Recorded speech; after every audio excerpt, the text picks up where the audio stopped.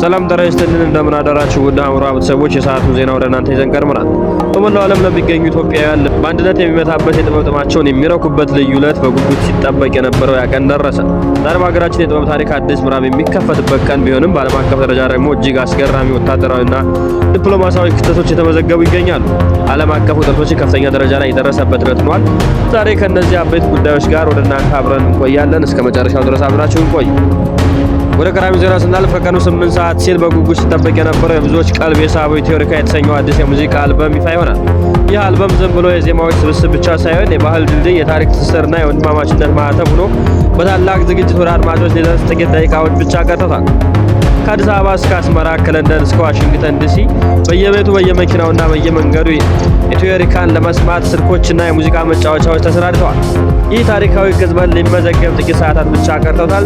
ወደ ቀጣይ መረጃ ስናልፍ ይህ የጥበብ የፍቅር ስራ በሚጠበቅበት በዚህ ሰዓት፣ በሌላ በኩል ግን ዓለም አቀፍ ማህበረሰብ በታላቅ ስጋት ወደ መካከለኛው ምስራቅ አይኑን ጥሏል። በተለይም አሜሪካ በኢራን ላይ የከፈተችው አዲሱ የኢኮኖሚ ጦርነት ሁኔታውን ይበልጥ አክርሮታል።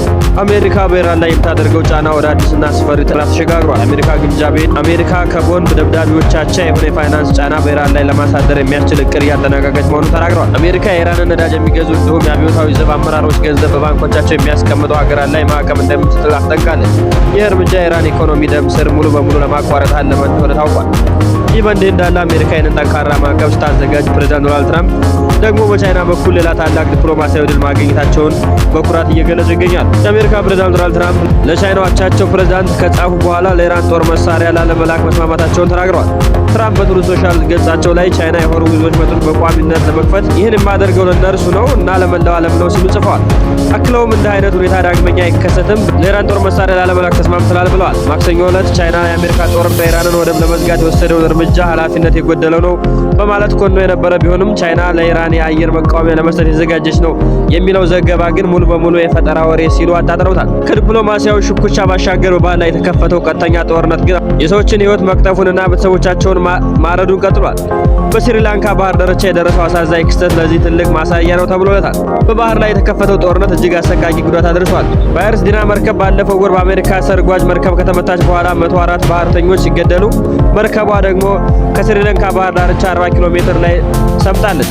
በጥቃቱ የተገደሉት የ84 ኢራናውያን ባህርተኞች አስከሬን ወደ ኢራን ተመልሷል። በአሜሪካ ጦር ጥቃት ተፈጽሞባቸው ከአንድ ወር በላይ ስሪላንካ እንዲቆዩ የተገደዱ ከ200 በላይ ኢራናውያን ባህርተኞች ወደ ሀገራቸው ገብተዋል። ከአይረስ ዲና 32 ባህርተኞችና ሞተር ብልሽት የገጠማት አይረስ። ይሁን እንጂ ሁሉ ደም መፋሰስ፣ የጦርነት ጉሰማ ባለበት ሁኔታ ሰላምን ፍለጋ የሚደረግ ጥረት ግን ሙሉ በሙሉ አልቆመም። በፓኪስታን በኩል የሚደረገው የመልእክት ልውውጥ ለዓለም ላይ ተስፋ ጥሏል። የኢራን ውጭ ጉዳይ ሚኒስትር ቃል አቀባይ እስማኤል ባጊን በቴህራንና ዋሽንግተን መካከል የሚደረገው የመልእክት ልውውጥ በአደራዳሪ ፓኪስታን በኩል እንደቀጠለ መሆኑን ተናግረዋል። ባጋይ የኢራን አቋም በቀጠለው ንግግር በግልጽ የተቀመጠና በድጋሚ የተገለጸ ነው ብለዋል። ባጋይ የአሜሪካ ኢራን የኒውክሌር ጦር መሳሪያ መታጠቅ ትፈልጋለች ስትል የምታቀርበው ክስ ውድቅ አድርገው በኒውክሌር ፕሮግራም ሰላማዊ ነው ብለዋል። ይሁን እንጂ በማበልጸጉ ደረጃ ላይ አይነት ዙሪያ መነጋገር እድል ሊኖር እንደሚችል መጠቆማቸው ትልቅ ትኩረት ስቧል።